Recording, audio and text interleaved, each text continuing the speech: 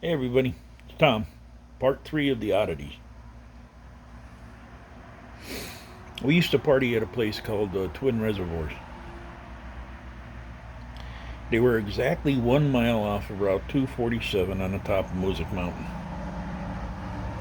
And there was a one reservoir, then you went across this dike about 500 yards. You went another 200 or 300 yards, there was a second reservoir. You went across that dike, followed the road around about a half mile. There was an improved dirt road, I guess you would call it there. And there was a place called the Cosmic Knoll. It was a big bald spot in the middle of the mountain.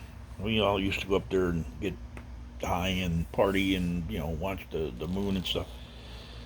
Sometimes now you had to drive down these dikes, which wasn't much bigger than a car. So sometimes you just didn't feel like doing it. So in between number one or number two reservoir, there was a fire pit there. Now, when you look down the dike on number two reservoir, it was about 600 yards. We used to go party in there, and every time we'd party, you believe that's a car on the road 200 yards away. Every time we'd party, this strange looking dog would come out way down the other side of the reservoir. We never thought none of it. We just thought it was a wild dog. There was a bunch of them up there at the time. And so, picture, buddy of mine took a picture, which I took to them BRFO guys. And them guys took a look at it and said to me, Mr. Ritter, that's not a dog. And they enhanced the picture and brought it up and everything. I swear to God, it looked like a monkey. I'm not going to say it was a Bigfoot or juvenile or anything like that, but it looked like a monkey down the other end of the reservoir. So yeah, as I say, there's a lot of oddities in my life.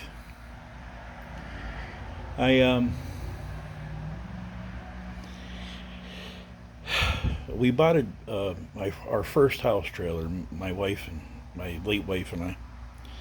First one we ever lived in, right? And we were there about 3 months.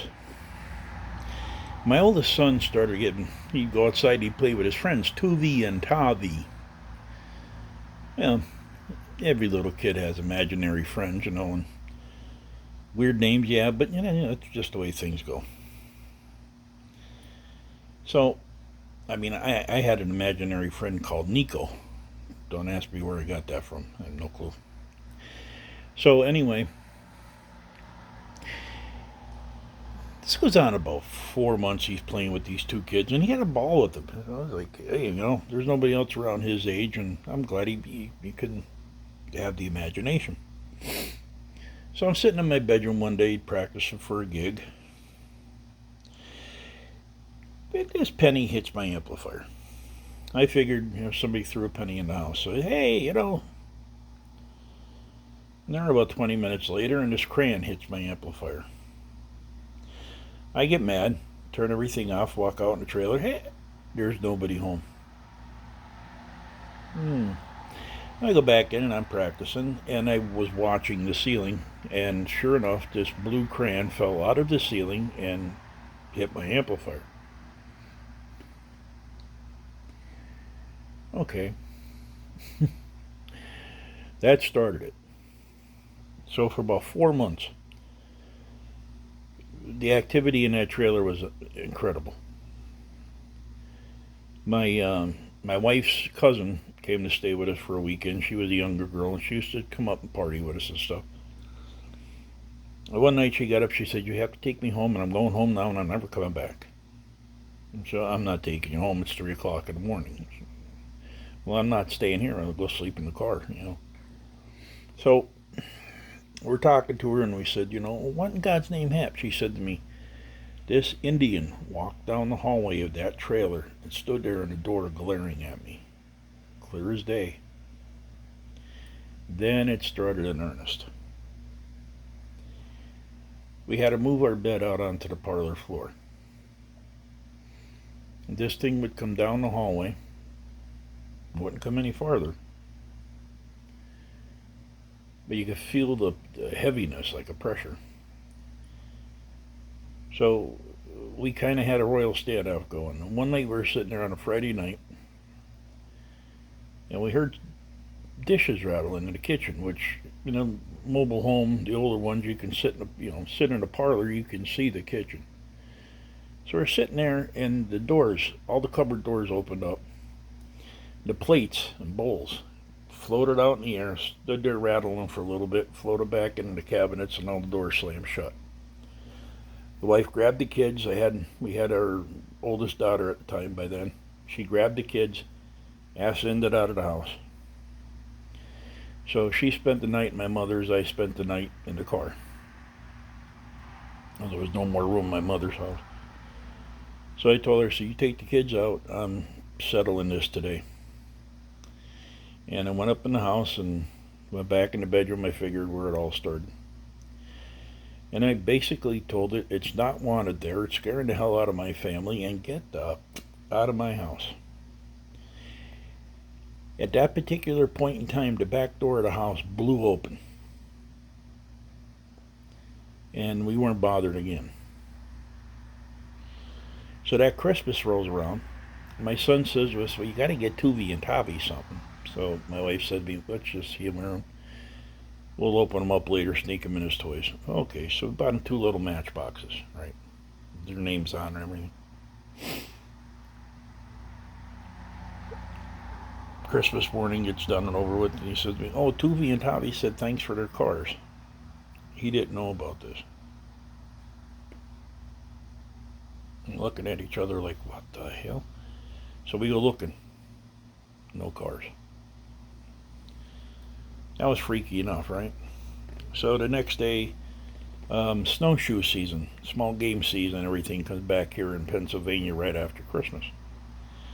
And I always went the day after Christmas on a camping trip and a hunting trip.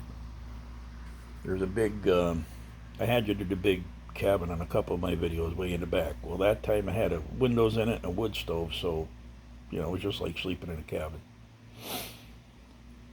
So I leave the house, I'm walking down the trail, and I spot Christmas wrappings.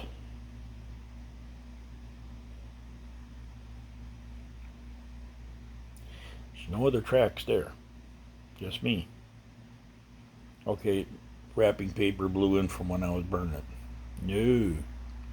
Picked the wrapping up, it said Tavi. The other one said Tuvi. Never did find the cars. So that was the biggest oddity of my life. Except for that time when I seen that thing over my head over at my sister's. Which, while I'm remembering, and I have to give my sister and my brother-in-law and my aunt and my uncle kudos. There's a few years I talked about where I didn't have any Christmases. They got me one year a BB pistol that looked like a 45, kind of.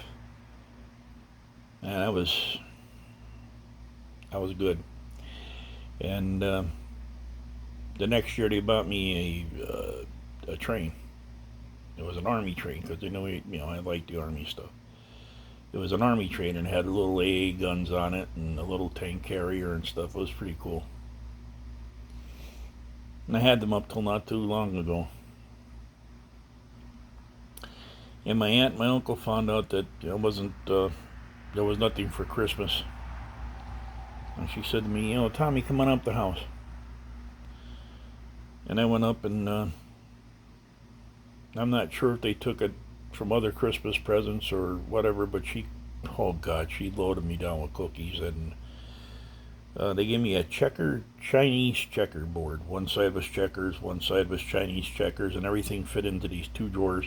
And it was made of metal. It was a really nice set, and it was a lot of fun with that.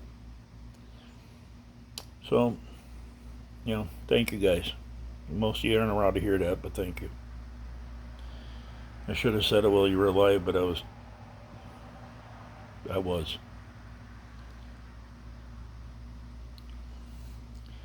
So that's part 3 of the oddities. I mean, there was more, but just saying I was going to band practice one night. My son's behind me because he used to come over and listen to us. But he was going to a party right afterwards, so he took his car. So I go past the pond where we used to party, and there's a shadow figure leaning up against the pole staring at us. And we get over to and he pulled up and he said, "Did you see that at Compton's Pond?" Yep. So he wouldn't go there anymore either. And the other one I remember distinctly, there was up on these reservoirs. Before they became reservoirs back in the early 1900s, they were just little mountain lakes. And there was an Indian encampment there. Just poles for the teepees and everything was still there. And there was, not teepees, what do they call them? Quinzies. Was still there, and parts of the longhouse was still standing at that time. I've seen pictures. I don't know for sure, of course. And you go 4 or 5 miles west or east of there, and there used to be an old Indian burial ground there too. But anyway, so they're still standing there, and that area was inhabited by the Susquehannock tribe. As a matter of fact, during the Revolutionary War, if you look up the Battle of Wyoming, General Sullivan, his big encampment was on Cobb's Mountain, right in the middle of Mount Cobb. And that was his big encampment there when they started the campaign against the Indians.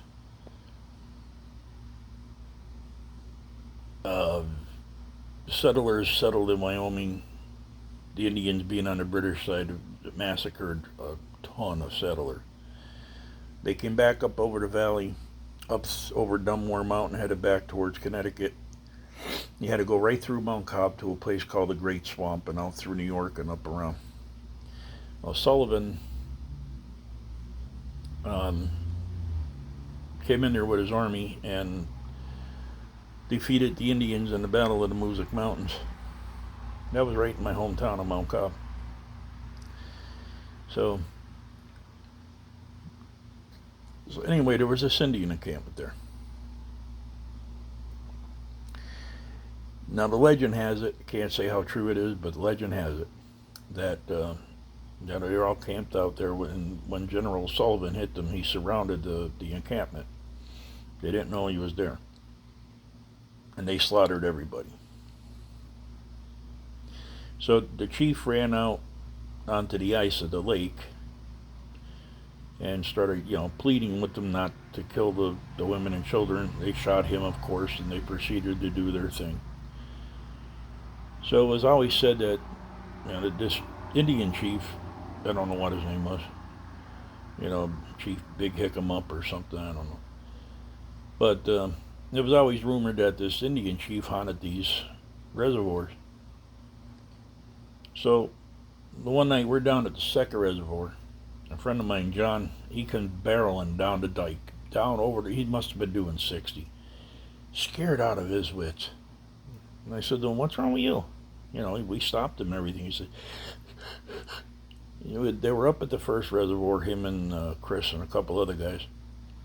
They were drinking, had a bonfire, and Chris said, "Well, look at that." And they turned around, and this Indian chief was standing in the middle of the reservoirs with his hands in the air, and just like you stand on top of the water. And he was standing like that for a few minutes, and then he took off running across the reservoir and it disappeared. So, fun times.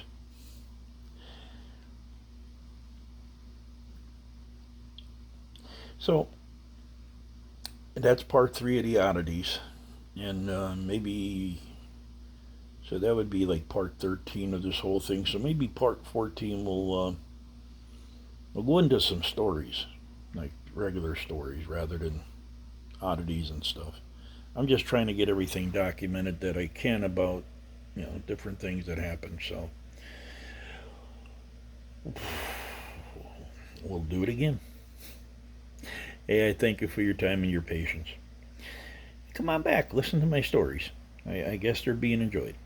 So, thank you for your time and your patience, and we'll see you guys on the next one.